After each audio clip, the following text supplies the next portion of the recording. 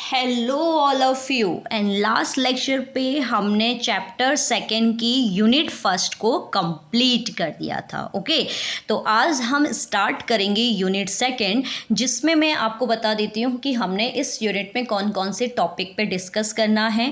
First topic हमारा रहेगा electrical capacitance of a conductor, यानी कि कैपेसिटेंस क्या होता है किसी भी कंडक्टर का। दूसरी बात हमारे पास जो दूसरा टॉपिक रहेगा वो रहेगा हमारे पास क्या कि जो कैपेसिटेंस है किसी भी आइसोलेटेड स्फेरिकल कंडक्टर के लिए कैपेसिटेंस क्या होता है, यानी कि विलगित गोलीय कोश की धारिता क्या होती है। थर्ड एंड वन रहेगा हमारे पास। थर्ड टॉपिक हम ये देखेंगे कि कैपेसिटर क्या होता है, कैपेसिटर का पैरेलल मेथड, सीरीज मेथड, और अगर हम प्लेट्स के बीच में पार्शियली किसी डाइलेक्ट्रिक को रख दें या फुली रख दें तो क्या इफेक्ट पड़ेगा। और जो आपका हमेशा एग्जाम में बनता है पैरेलल प्लेट कैपेसिटर की कैपेसिटेंस को फाइंड करना। तो बहुत ही इंटरेस्टिंग यहाँ पर आपके क्या होते हैं टॉपिक्स भी हैं, और सबसे ज़्यादा ये यूनिट आपके एग्जाम में पूछी जाती है, तो इसलिए हर एक टॉपिक को आपने बहुत अच्छे से यहाँ पर देखना है। ठीक है, तो फर्स्ट टॉपिक में हम बढ़ते हैं। फर्स्ट टॉपिक हमारे पास है electrical capacitance of a conductor. किसी भी कंडक्टर की इलेक्ट्रिकल कैपेसिटेंस क्या होती है, यानी कि चालक की वैद्युत धारिता। तो कैपेसिटेंस यानी कि धारिता को समझने से पहले हमें क्या समझना होगा कि बेसिकली कंडक्टर्स होते क्या हैं, यानी कि चालक क्या होते हैं। ठीक है, तो जिसमें इलेक्ट्रिसिटी ईजिली पास हो जाती है। जैसे अगर हम बोले ह्यूमन बींग्स यानी कि हम लोग क्या होते हैं, हम लोग भी कंडक्टर हैं। कैसे? क्योंकि आपको करंट लगता है, यानी कि आपके शरीर में इलेक्ट्रिसिटी जनरेट हो सकती है, करंट यानी कि फ्लो हो सकता है। तो इसलिए हम बोलते हैं कि जो ह्यूमन बॉडी है, human body is a good conductor of electricity, यानी कि जो आपकी मानव शरीर है वो वैद्युत का अच्छा चालक होता है, क्योंकि हमें करंट लग रहा है। ठीक है, तो वही है कंडक्टर जिसमें से इलेक्ट्रिसिटी यानी कि आपका इलेक्ट्रॉन्स ईजिली फ्लो हो जाते हैं। ठीक है, तो यहाँ पर हम क्या करेंगे कि इसी कंडक्टर की वैद्युत धारिता क्या होती है, तो इसको डिफाइन करने के लिए सबसे पहले हम उसके बेस पे जाएंगे। ठीक है, तो क्या दिया हुआ है, the electrical capacitance of a conductor is a major of its ability hold electric charge. मतलब किसी भी चालक की जो आपकी क्या होती है वैद्युत धारिता होती है, वो चार्ज को मतलब चार्ज को स्टोर करने की एक एबिलिटी, यानी कि ability to hold electric charge को होल्ड करने की एक एबिलिटी होती है। क्या? Electrical capacitance. हाँ, कैपेसिटेंस मतलब हम कहते हैं ना कि इतनी फेरेट का हम ये लिया, जैसे हम कहते हैं कि 100 मतलब इसकी कैपेसिटी जो है आपकी 100 फेरेट का या 2 फेरेट का या 3 फेरेट का हमने क्या कर रखा है, आपका एक सिस्टम लिया है।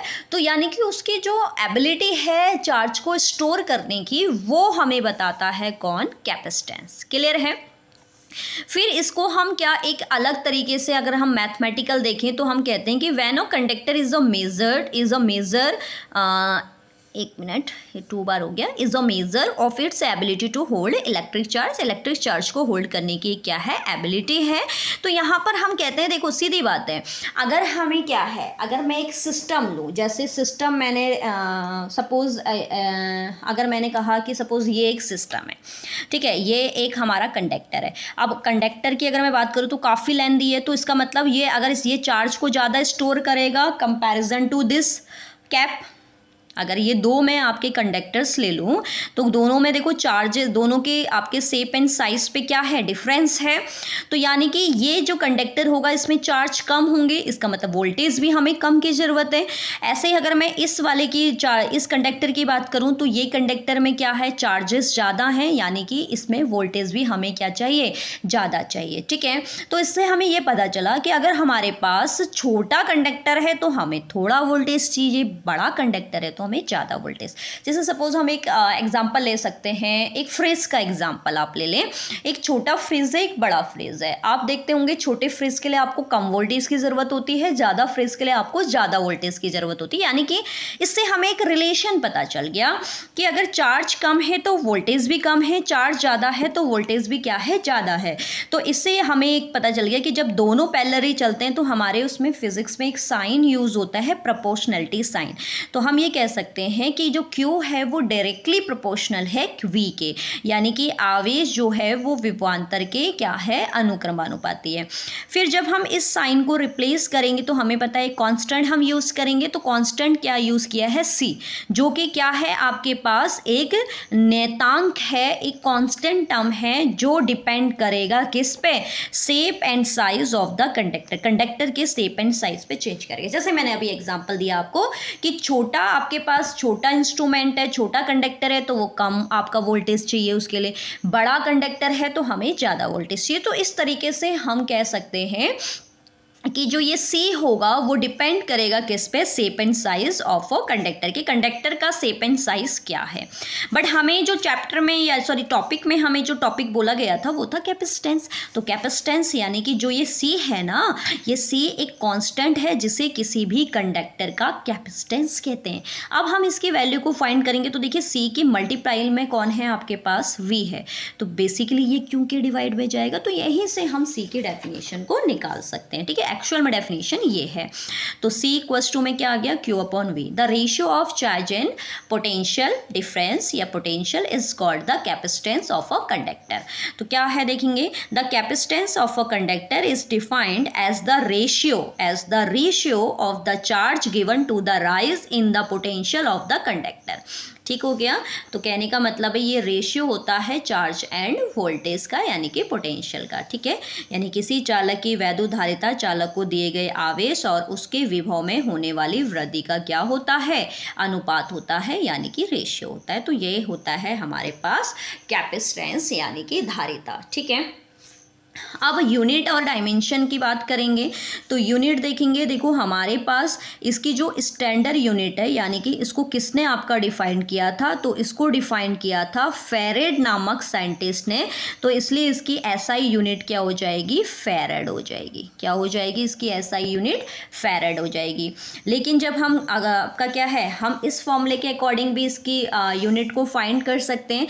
देन C इक्वल्स टू में आपके पास क्या है, Q ओवर V है। Q मतलब हो गया कुलाम, तो ये इसकी हो गई कुलाम और नीचे इसकी हो गई वोल्ट। तो यानी कि इसकी एक यूनिट निकल के आई कुलाम पर वोल्ट। क्लियर है। तो ऐसा यूनिट की बात करेगा तो फैरेड होगी और CGS या MKS में बात करेगा तो कुलाम पर वोल्ट होगी, ठीक है। अब डायमेंशन फाइंड कर लेते हैं। तो डायमेंशन को फाइंड करने के लिए हम देखेंगे यहाँ पर थोड़ा सा। तो C इक्वल में क्या है आपके पास, Q over V। Then Q की डायमेंशन क्या होती है, 80, ठीक है। एंड देन V की डायमेंशन तो आपको पता नहीं होगी, तो V की डायमेंशन मैं यहाँ पर साइड पे निकाल के दिखा देती हूँ आपको। V हमने क्या पढ़ा था पीछे, W ओवर Q। तो यहीं से निकाल देते हैं। W क्या होता है हमारे पास, वर्क होता है फोर्स इनटू डिस्प्लेसमेंट अपॉन में Q। तो V की यूनिट हम यहाँ से देखते हैं, फोर्स की होती है MLT-2 और S की हो गई हमारे पास डिस्टेंस की L और Q की हो गई हमारे पास 80। क्लियर है, ये होगा। तो यहाँ से फाइनली V की जो यूनिट निकल के आएगी वो क्या निकल के, सॉरी डायमेंशन निकल के आएगी। देखिए M1 है, L कितने हो गए स्क्वायर, T अप में जाएगा, ये T अप में जाएगा तो -1 यानी कि -3 और A -1। तो फाइनली M की A की इसकी आ गई ML स्क्वायर T -3 A -1। तो इसको मैं यहाँ पर प्लेस कर देती हूँ। ये इसकी डायमेंशन आ गई ML स्क्वायर T -3 A -1। तो इस डायमेंशन को कम्प्लीटली हम जब सॉल्व करेंगे तो कैपेसिटेंस की जो डायमेंशन आएगी, फर्स्टली MLT होता है तो M जो होगा अप में जाएगा तो -1, L भी अप में जाएगा तो -2, T देखेंगे, देखो T -3 है, अप में T प्लस है, तो ये जब अप में जाएगा तो प्लस हो जाएगा, यानी कि टोटल T कितने हो गए हमारे पास 4। और ऐसे ही A -1 भी अप में जाके प्लस होगा और प्लस का A ऑलरेडी है तो ये हो जाएगा A की पावर 2। तो फाइनली जो कैपेसिटेंस की डायमेंशन होती है वो क्या होती है हमारे पास, M -1 L-2 T⁴ और A²। क्लियर है? तो आई होप आपको डायमेंशन प्लस यूनिट और प्लस इसकी डेफिनेशन समझ में आई होगी। तो ये यूनिट सेकंड का बेसिक टॉपिक था कैपेसिटेंस। वैसे हम पूरी यूनिट में कैपेसिटेंस ही फाइंड करेंगे, कभी कंडक्टर की कभी कैपेसिटर की, ठीक है। तो इसके बाद नेक्स्ट लेक्चर पे हम देखेंगे कि आइसोलेटेड स्फेरिकल कंडक्टर की कैपेसिटेंस क्या होती है, ठीक है। अगर आपको लेक्चर्स अच्छे लग रहे हैं तो ज़्यादा से ज़्यादा लाइक करिए, शेयर करिए और सब्सक्राइब करिए। मिलते हैं नेक्स्ट लेक्चर में इसी एनर्जी के साथ, तब तक के लिए बाय बाय।